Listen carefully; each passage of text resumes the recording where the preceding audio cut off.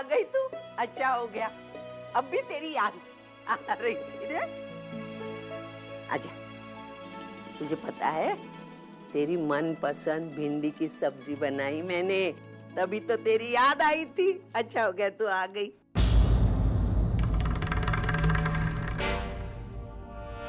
क्या हुआ बेटा, तू चुप क्यों है? वो लोगों ने तेरे साथ कुछ बदतमीजी की, तुझे तकलीफ दी? बोल मुझे, अभी जाती हूँ मैं। नहीं आई, उन्होंने कुछ नहीं कहा, लेकिन रसिका आई और अजीत चाहते हैं कि। हाँ बोल। तो उनका एक काम करे। हाँ बोल ना। आई वो चाहते हैं कि तुम्हें तुम्हारे आई से कहना होगा कि वो भावना काकी के घर जाकर वर्षा का भांडा फोड़ करे, कि वर्षा और उसका बहनोई अश्विन दोनों एक दूसरे को बहुत अच्छे तरह से जानते थे और उन दोनों का अफेयर था। अगर वो ये काम कर देते हैं तो आगे से तुम्हें इस घर में कोई तकलीफ नहीं होगी।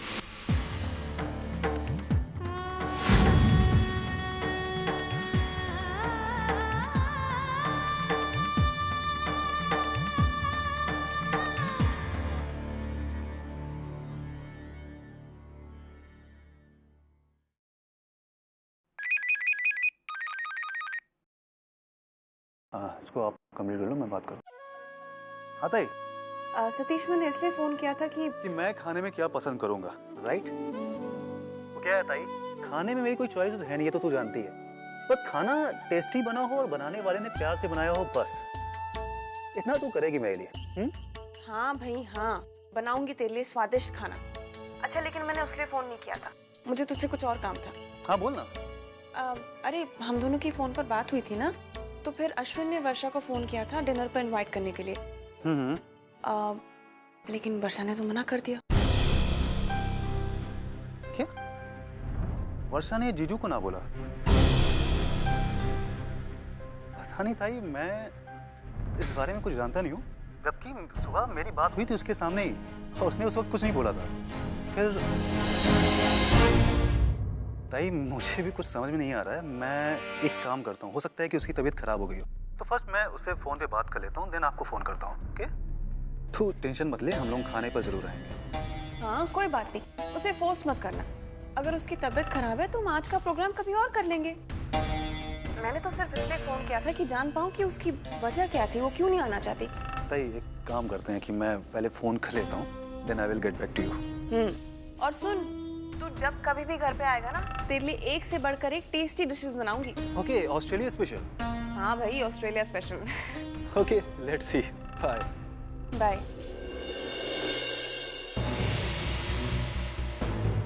पता नहीं वर्षा को क्या हो।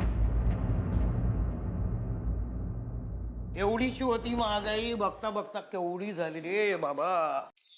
अरे बंधु, वहिनी। अरे बस बस बस, कैसी है तू? अच्छी हो, आप कैसी हैं? मैं एकदम अच्छी हूँ। बाबा कैसे हैं आप? कैसा लग रहा हूँ? फिट ना एकदम? कब आई तू?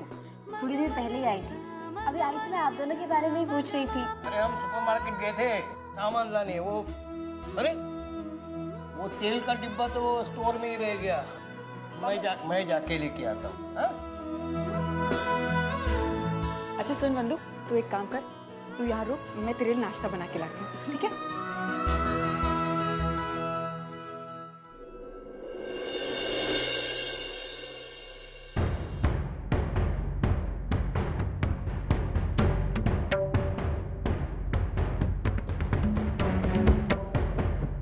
देखो, मैंने फैसला कर लिया है, मैं तेरी सास की बात को नहीं मानने वाली।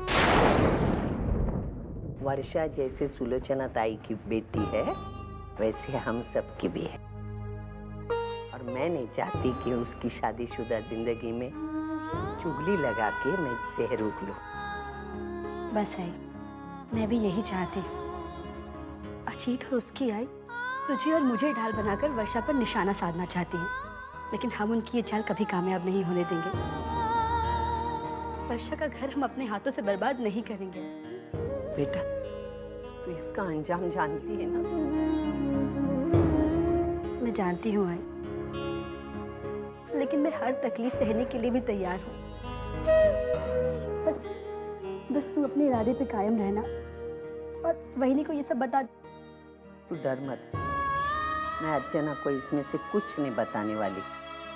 वो बेचारी को पहले ही इतनी सारी परेशानियां बर्दाश्त करनी पड़ती है, उसमें ये बता के और तकलीफ देना नहीं चाहती मैं। इस बात को मैं संभालूंगी, तू अपने आप को संभालना। तेरी सास को जब पता चलेगा उसकी बात को मैं नहीं मानने वाली, वो तुझे बहुत तकलीफ देगी। लेकिन तू जितना सह सकती उतना सह लेना। अगर सर से पानी गया ना तो मुझे फोन कर देना, मैं उसको आके ऐसे झाड़ू मारूंगी जिंदगी भर याद रखेगी। मेरी ममता कभी कभार मुझे कमजोर बना देती है, लेकिन तू अपनी बात पे डटी रहना, मैं तेरे साथ हूँ। चल।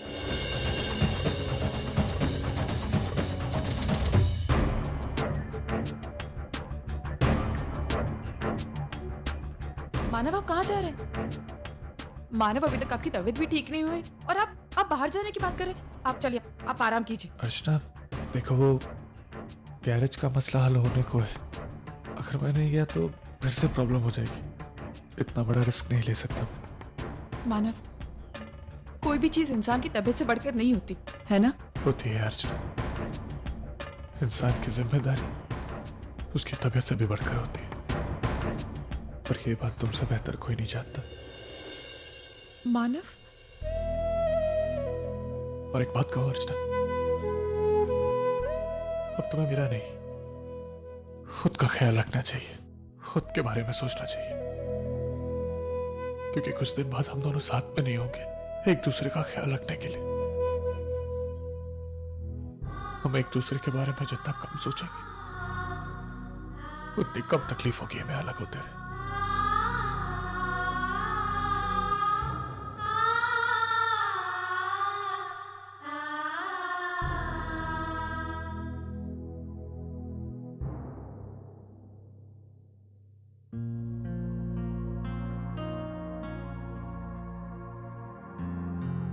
अरे अब भी तो पी थी उन्होंने चाय।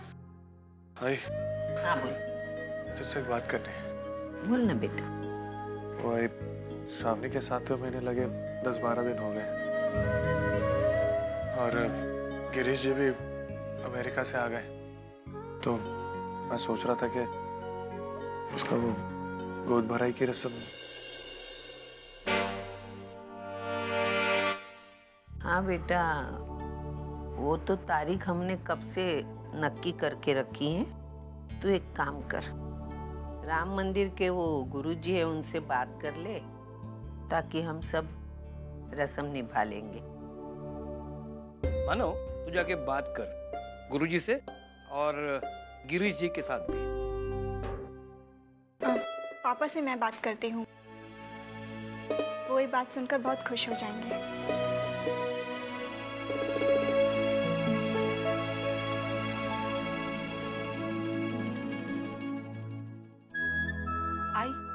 आज आप में और वंदिता है ना, सामान की लिस्ट बना लेते हैं और बाबा और काका मेहमानों की लिस्ट बना लेंगे, सारा काम हो जाएगा। उसके बाद मैं मेहमानों को निमंत्रण देने भी तो जाऊंगी ना, और श्रावणी के गहने कपड़े सब देखना होगा। और लेकिन अर्चना तू आई प्लीज, मैं आपसे वादा करती हूँ कि मैं आपको कोई भी शिकायत का मौका नहीं दूंगी, मैं सारे काम अच्छे से करूंगी।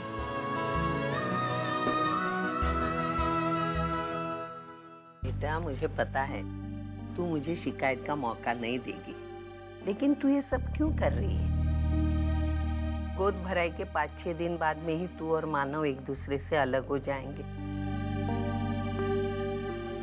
फिर बेटा क्यों कर रही है तू? तुझे पता है, मैं तुझे जितना समझना चाहती हूँ उतना ही उलझती हूँ।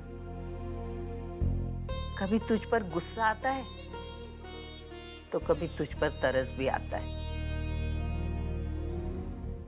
सच बताऊं, कभी कभी तुझ पर प्यार भी आता है।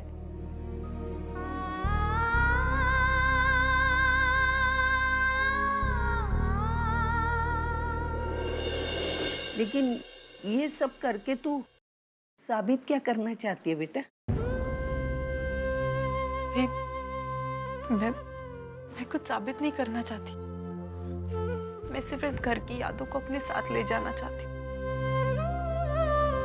और उन यादों के सारे अपनी पूरी जिंदगी बिताना चाहती हूँ।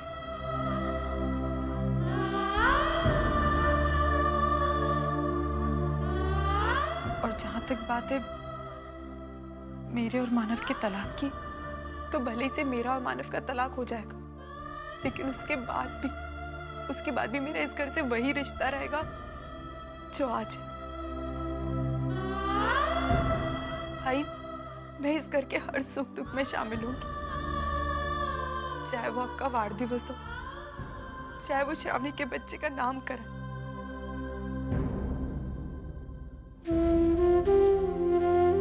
या फिर मानव की शादी।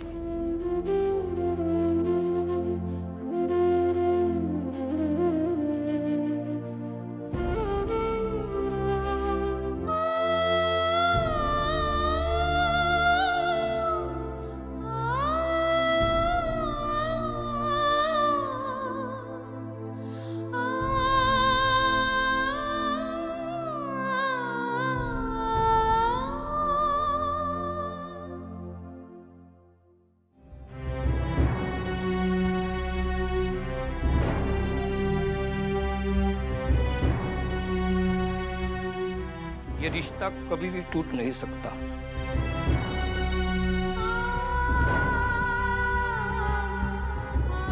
सही कह रहे हैं आप।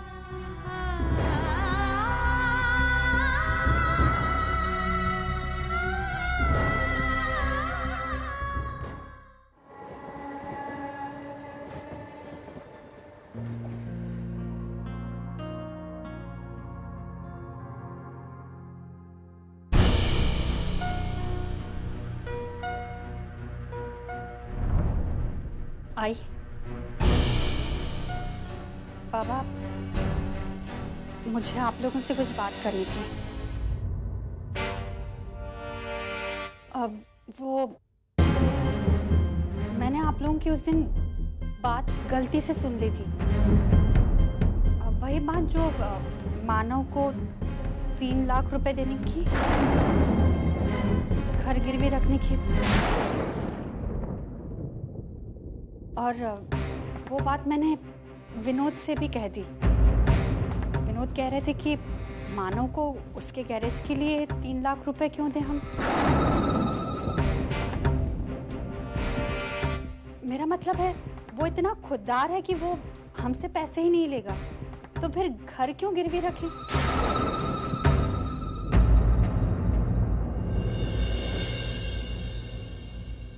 बाबा। विनोद, आई जरा यहाँ बैठो। क्या बात है?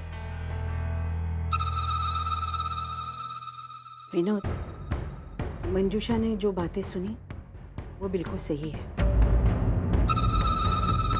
हम ये घर गिरवी रखकर मानव को पैसे देना चाहते हैं, लेकिन वो पैसे हम उसके गैराज के लिए नहीं दे रहे हैं। उसकी वजह तो कुछ और ही है बेटा। मुझे याद है विनोद, वर्षा की शादी के 2 दिन पहले तुम्हारे बाबा और मानव पैसे निकालने के लिए बैंक गए थे।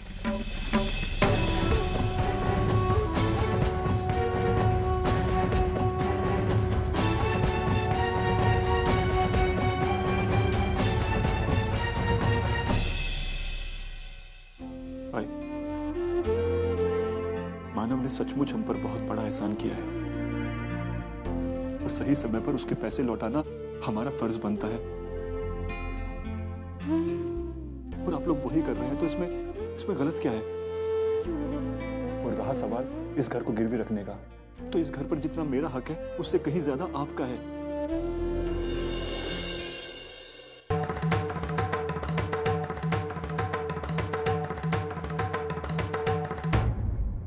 इस घर के बारे में कोई भी फैसला करने का पूरा हक बनता है आपका। अगर आपको लगता है कि इस घर को गिरवी रखना चाहिए तो रख दीजिए, इसके बारे में सफाई देने की कोई जरूरत नहीं है आपको, क्योंकि मैं जानता हूं मेरे आई बाबा कभी कोई गलत फैसला नहीं ले सकते। मुझे ये बात समझ में नहीं आ रही है कि ये सब बात बताने की जरूरत क्यों महसूस हुई आपको। आई, जब मंजू ने मुझे बताया इस बारे में तो मैंने मंजू को बोला था कि अगर आई बाबा घर गिरवी रखकर मानव की मदद करना चाहते हैं उसके गैरेज के लिए तो सबसे ज्यादा खुशी मुझे होगी। मुझे कोई प्रॉब्लम नहीं है। क्यों मंजू?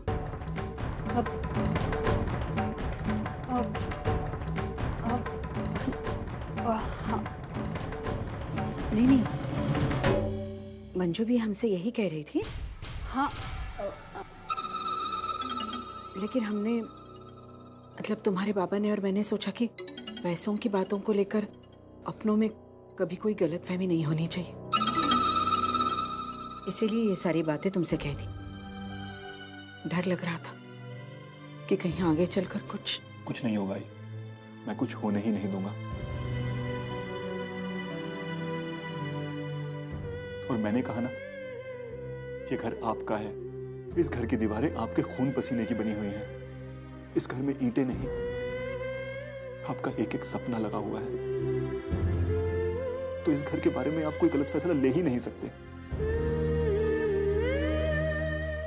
और रही बात कि ये घर मेरे नाम पर है, लेकिन ये नाम भी तो आप ही का दिया हुआ है ना, ये मैं कैसे भूल सकता हूं?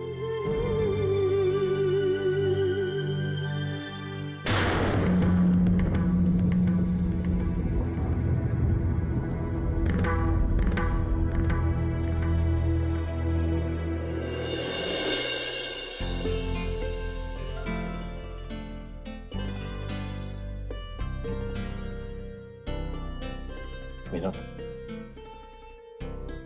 हमें आज अपने आप पर गर्व महसूस हो रहा है।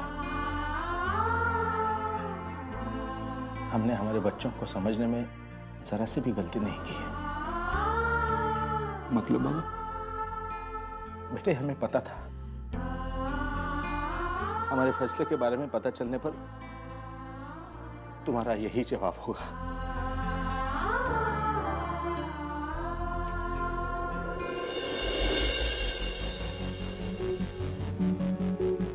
मंजू, तुम इस घर की बहू हो। इस घर में क्या हो रहा है, क्या नहीं हो रहा है, ये जानने का पूरा अधिकार तुम्हें। अगर तुम्हारे मन में कोई भी शंका है तो तुम बिना झिझक मुझे आकर पूछ सकती हो। मुझे लगता है पिछले 10 सालों में इतना रिश्ता तो मैंने तुमसे बना ही लिया। फिर विनोद के नाम का झूठा सहारा लेने की क्या जरूरत महसूस हुई तुम्हें? अगर विनोद को पता चल गया तो? तुम उसके गुस्से के बारे में जानती हो ना? आप कहना क्या चाहती हैं? कहीं आप इनडायरेक्टली मुझे डरा तो नहीं रही हैं ना? कहीं विनोद के गुस्से का डर दिखाकर आप मुझे धमका तो नहीं रही ना? एक घर में रहते हैं हम, एक रिश्ते में जुड़े हैं। यहाँ एक दूसरे को डराने धमकाने की बात कहां से आ गई? जिस दिन तुमने इस घर में पहला कदम रखा ना, उस दिन से लेकर आज तक मैंने तुम्हें अपनी बेटी ही माना है। लेकिन बदकिस्मती से तुमने हमेशा इस रिश्ते को सास बहू तक ही सीमित रखा, और इसीलिए मेरी बात सही मायने में तुम्हारे तक पहुंचती नहीं है।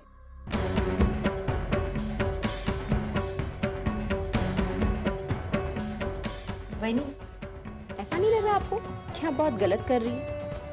आई ने हमेशा आपको बेटी माना, और आप आई की अच्छाई को समय रहते समझ जाइए वैनी, वरना ऐसा ना हो कि आपके पछतावे के आंसू भी कुछ काम न कर पाए।